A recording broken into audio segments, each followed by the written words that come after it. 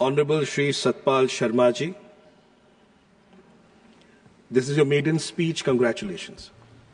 Thank you very much sir. Sir 15 minute दे दीजिएगा, maiden speech है। 15 तो मिनिमम है। माननीय सभापति महोदय, सबसे पहले तो मैं आपका आभार प्रकट करना चाहता हूं कि आपने मुझे वंदे मातरम के 150वें वर्षगांठ समारोह पर बोलने का मौका दिया है। प्रधानमंत्री जी का भी आभार, जिन्होंने वंदे मातरम के 150 वर्ष पूरे होने पर पूरे वर्ष तक चलने वाले समारोह की शुरुआत की है। वंदे मातरम का गीत, भारत माता की जय के नारे, ये सब हमारे जम्मू कश्मीर के साथ आज़ादी से पहले भी और आज़ादी के बाद भी रहे हैं। उपसभापति महोदय, पूरा भारतवर्ष 15 अगस्त 1947 को आज़ाद हुआ था, लेकिन हमारी परिस्थितियां थी, ये विडंबना थी कि जम्मू कश्मीर का विलय जो था वो भारत के साथ 26 अक्टूबर को हुआ। हम लोगों ने विभाजन के इस दर्द को बुरी तरीके से झेला है। मैं देश के उस हिस्से से हूं जिसने 2 विधान भी देखे हैं, 2 निशान भी देखे हैं, और हमारे पूर्वजों ने तो 2 प्रधानमंत्री भी जो हैं वो देखे हैं। कारण यह था कि 17 अक्टूबर 1949 को जो भारत सरकार ने जम्मू कश्मीर को एक तोहफा दिया था, 2 विधान, 2 निशान, 2 प्रधान, और आप समझ सकते हैं कि उसी लड़ाई को लड़ते हुए, वंदे मातरम के गीत गाते हुए जो लोग भी तिरंगा लेकर सड़कों के ऊपर निकलते थे, मैं 1952-53 की बात कर रहा हूं, उनके ऊपर गोलियां चला दी जाती थी, उनको मार दिया जाता था। जोड़ियां क्षेत्र से हमारे 7 लोगों को, सुंदरबनी से 3 लोगों को, हीरानगर से 2 लोगों को, रामबन से 3 लोगों को, और हीरानगर का भीकम दास जो था उसके बारे में मैं बताना चाहूंगा कि मात्र 7 दिन उसकी शादी को हुए थे। गोली सिर्फ इसलिए मारी गई कि वो तिरंगा लेकर और वंदे मातरम गाते हुए जो था वो जा रहा था। माननीय उपसभापति महोदय, आपके माध्यम से मैं सदन के ध्यान में लाना चाहता हूं कि कैसा भयावह समय, कैसा डरावना समय हमारे जम्मू कश्मीर ने देखा है। 23 जून 1953 को भी, हालांकि विपक्ष के बहुत कम लोग यहां पर बैठे हैं, लेकिन पक्ष के लोगों के ध्यान में होगा कि श्यामा प्रसाद मुखर्जी की शहादत भी, इस देश में 2 विधान नहीं हो सकते, 2 प्रधान नहीं हो सकते, 2 निशान नहीं हो सकते, और उस महान शख्सियत ने जम्मू कश्मीर में यह लड़ाई लड़ते हुए अपनी शहादत दी थी। मैं आज उनको भी नमन करता हूं। लगभग 70 वर्ष की त्रासदी आजादी के बाद, जम्मू कश्मीर का भारत के साथ विलय होने के बाद हम लोगों ने देखी है, अत्याचार देखा है, आतंकवाद देखा है, अलगाववाद देखा है, और एक समय ऐसे भी आया कि जब देश के प्रधानमंत्री जी के नेतृत्व में 5 अगस्त 2019 को वो काला धब्बा जो हमें भेंट के रूप में, 370 के रूप में, 35A के रूप में हमें एक झुनझुने की तरह थमाया हुआ था, उसको हटाया गया, हम आजाद हुए। और 370 हटने के बाद, 35A हटने के बाद, माननीय उपसभापति महोदय, आपके माध्यम से सदन के ध्यान में लाना चाहता हूं कि इससे पहले हमारे कश्मीर के बच्चों के बस्तों में पत्थर होते थे, वो किताबें लेकर घर से नहीं जाते थे। हमारे यहां के गोरखा समाज को उनका हक नहीं था। हमारे यहां की बच्चियां अगर जम्मू के बाहर शादी उनकी हो जाती थी तो जम्मू कश्मीर की प्रॉपर्टी से उनका हक छिन जाता था। वाल्मीकि समाज जो वहां पर एक सफाई कर्मचारी के रूप में काम करते थे, उनको उनका हक नहीं था। वेस्टर्न पाकिस्तानी रिफ्यूजी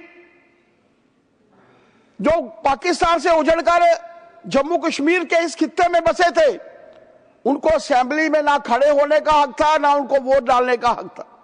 ये सारे हक, और हम लोग धन्यवाद करना चाहते हैं माननीय प्रधानमंत्री जी का, माननीय अमित शाह जी का, और आप सब ने संसद में जिस तरीके से 2019 में 5 अगस्त 370 को हटाया, हम सबको जो है एक अच्छा वातावरण जो है वो मिला है। उपसभापति महोदय आज नेशनल कॉन्फ्रेंस के मेरे वो मित्र नहीं हैं जिन्होंने ये विषय हम सबके सामने रखा।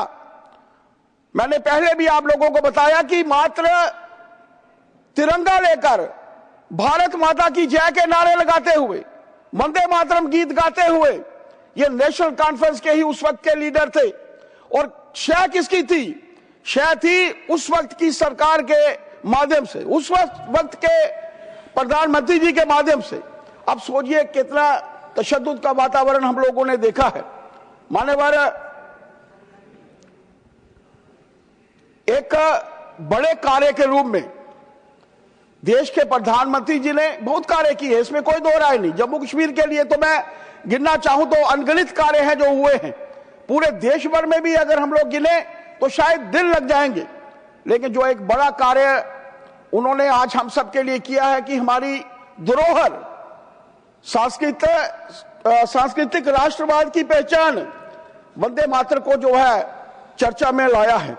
स्मारक डाक टिकट जारी किए हैं, सिक्के जारी किए हैं। ये एक बहुत बड़ा कार्य है। इसके लिए हम देश के प्रधानमंत्री जी के प्रति कृतज्ञ हैं। माननीय उपसभापति महोदय, 1875 में बंकिम चंद्र चट्टोपाध्याय ने सर्वप्रथम इसकी रचना की थी।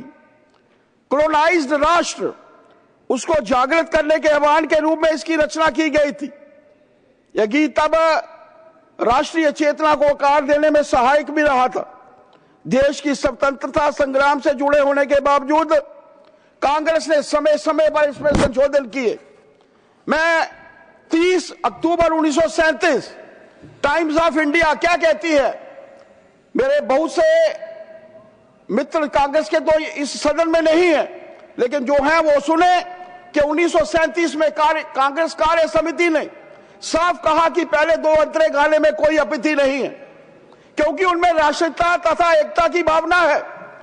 समिति ने सीधे तौर पर स्पष्ट रूप से कहा कि हम आगे के अंतरों में धार्मिक संदर्भ दिए गए हैं, दूसरे लोगों के लिए यह चिंता का विषय है, इसलिए राष्ट्रगीत के केवल 2 अंतरों का ही उपयोग किया जाए।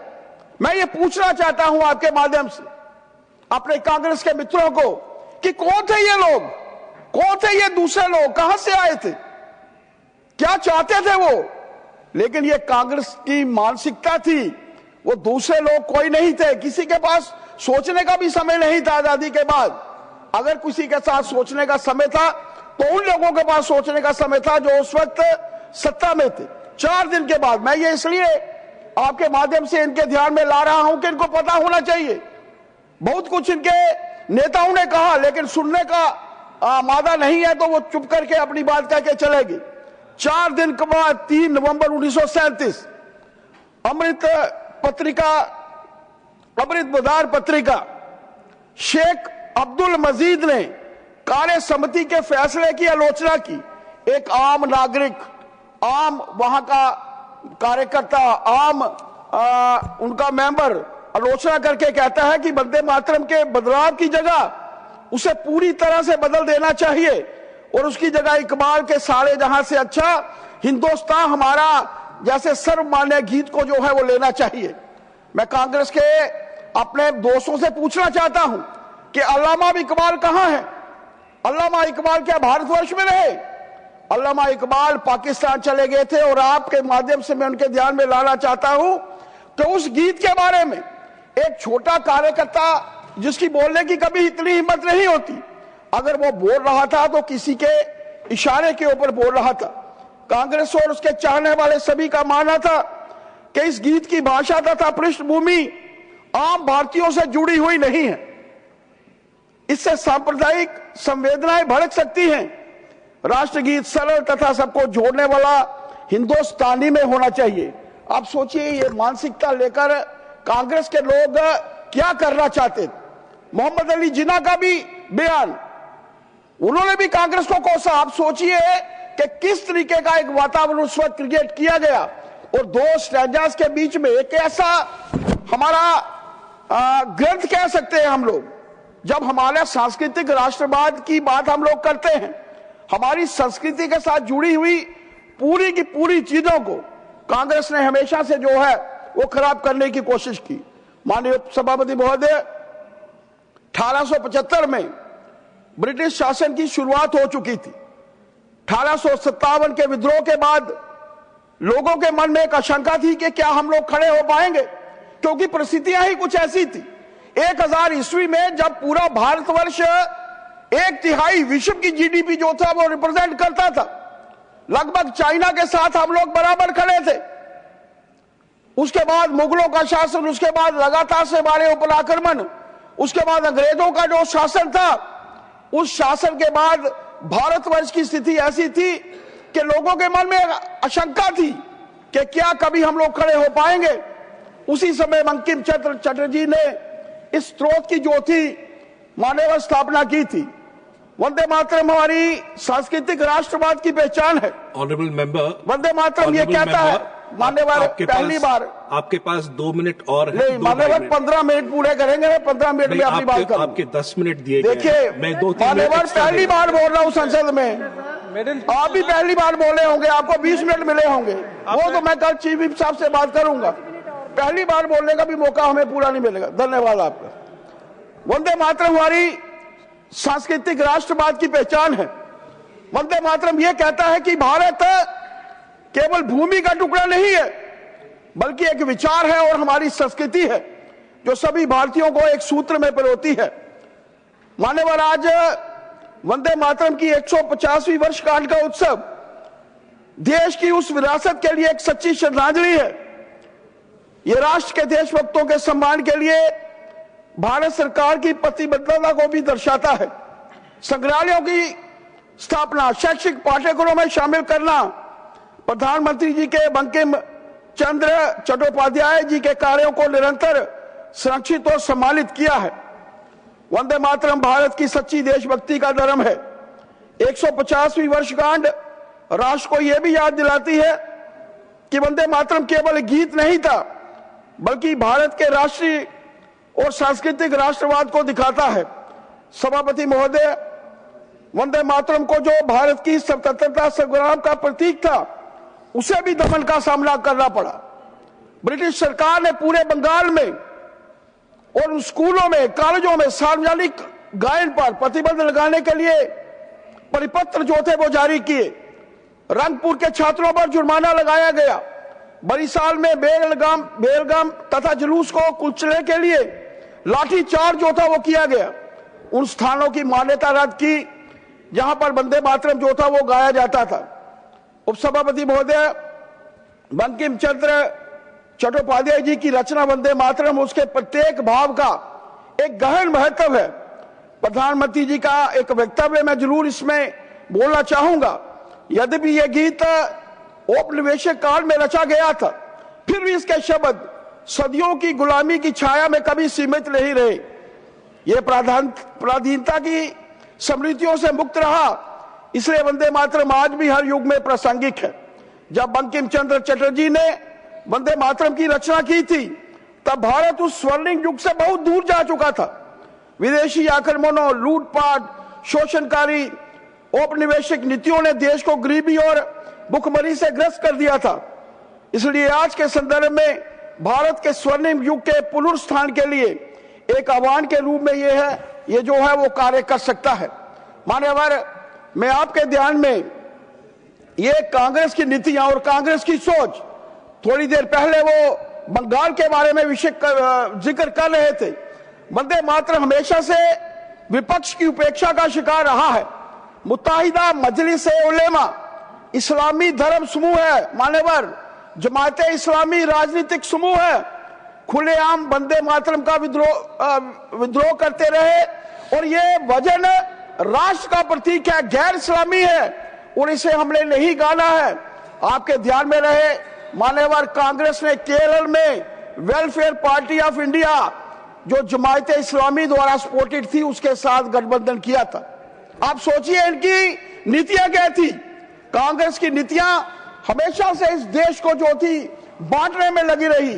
सत्ता में पाने के लिए अगर इस भारत का अगर विभाजन हुआ, एक बड़ा विभाजन हुआ, तो दो बड़े नेताओं को यही सोच थी कि हम लोगों को इस देश का प्रधानमंत्री बनना है। किसी को सोच थी कि मुझे पाकिस्तान का प्रधानमंत्री बनना है। लेकिन देश हमारा कहां पहुंचा। और आप जब जम्मू कश्मीर के संदर्भ में बात कर रहे हैं तो मान्यवर मैं आपके ध्यान में लाना चाहता हूं कि जम्मू कश्मीर ने भी वो देखा है, और वो देखा है तो सिर्फ कांग्रेस की नीतियों के चलते, जिसमें कितने लोगों ने कितने दिन, और मैं कल देख रहा था कि कल एक महानुभाव कह रहे थे कि कितने सैकड़ों किलोमीटर दूर पार करने के बाद आतंकवादी आए हैं। मैं आपके ध्यान में लाना चाहता हूं कि भारतीय जनता पार्टी की सरकार तो 2014 से थी, उससे पहले से भी आतंकवाद लगातार फैल रहा था। मैं मंत्री रहा, हम लोगों को डर होता था कि कब आतंकवादी हमारे घरों में घुस आएंगे। हालांकि वहां पर सिक्योरिटी रहती थी, लेकिन एक वातावरण जो वहां पर क्रिएट किया गया था वो ऐसा था कि जिसके चलते पूरा कश्मीर जो था वो दाएं से जो था वो त्रस्त था। 16 मिनट सभापति महोदय, मैं बस थोड़ी सी बात करके अपनी बात समाप्त करूंगा। वंदे मातरम की 150वीं वर्षगांठ स्वदेशी के विचार को भी प्रतिध्वनित करती है। आत्मनिर्भर भारत बनने का जो सपना हम लेकर चल रहे हैं वो बिना स्वदेशी के संभव नहीं है। प्रधानमंत्री जी ने स्वदेशी खरीदने पर जोर दिया है ताकि घर का पैसा घर में, देश का पैसा देश में रहे। ये सब राष्ट्रीय विकास में जाएगा। और अंत में मैं यही कहूंगा कि मैं बिल का समर्थन करता हूं। दीनदयाल उपाध्याय जी का एक वाक्य करके बात करके कि उन्होंने कहा था कि लोक शक्ति का निर्माण करके स्वराज से सुराज बनाने की कल्पना, वो आज देश के प्रधानमंत्री जी के माध्यम से ये संपन्न हो रहा है। हम लोग पुनः आपका भी और पानी प्रधानमंत्री जी का भी आभार प्रकट करता हूं कि आज मुझे इस मेडल स्पीच में बोलने का आपने मौका दिया है। बहुत बहुत आभार। Thank you.